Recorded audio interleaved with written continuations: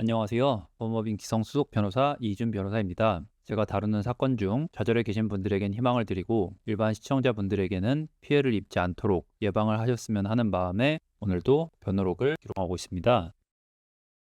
서면 푸르조 시티 시그니처 생활 숙박시설 분양에 관해서 계약 해제가 가능한지, 또한 그러기 위해서 필요한 부분이 무엇인지에 대한 법리적 검토를 공유하고자 합니다. 해당 현장 부산광역시 부산 진구 부전동 532-8번지에 위치하여 있으며 총 29층 규모로 크게 건설 예정입니다. 입주가 얼마 남지 않은 시점인데 계획하셨던 전매가 잘 안 되셨거나 처리가 불가능한 잔금 문제로 고민이 생길 시점이죠. 일반적으로 분양 계약의 경우 다양한 계약 취소 사유를 생각해 볼 수 있습니다. 예를 들면 잔금 대출 비율에 대해서 잘못 안내를 들었다든지, 복층이었던 목적물의 층고가 낮아졌다든지, 또는 계약 당시 설명으로 듣지 못했던 기둥이 생겼다던가, 이런 설계 변경 등의 사유도 역시 계약 해제 사유로 고려해 볼 수 있습니다. 이러한 사유들 외에도 계약을 체결하게 되신 경위에 따라 계약일 또는 철회권을 안 날로부터 14일 이내에 계약을 철회하실 수 있는 방문판매법에 따른 청약 철회 이하, 건축물 분양에 관한 법률이 적용되는 현장의 경우에는 분양 광고의 절차적 요건을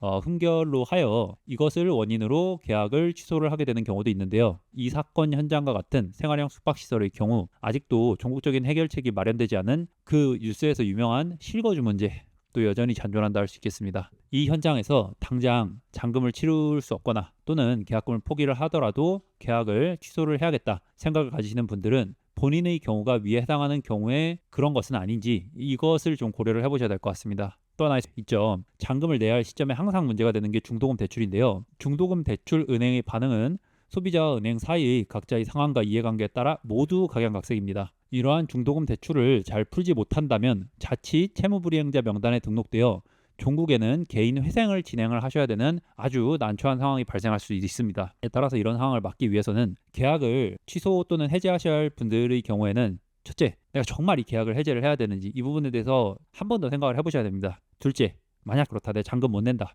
그러면은 나에게 혹시 계약 해제 사유가 있는지를 확인을 해야 하고, 마지막 세 번째로 은행의 대출 문제를 이걸 어떻게 해결을 할지 이 부분에 대한 계획이 있으셔야 됩니다. 그렇지 않다고 하면 최종적으로 굉장히 큰 경제적 손실로 끝날 수 있습니다. 이 현장에서 그러한 고민들을 가지고 계신 분들이 계시다면 관련 전문가의 상담을 반드시 권유드립니다.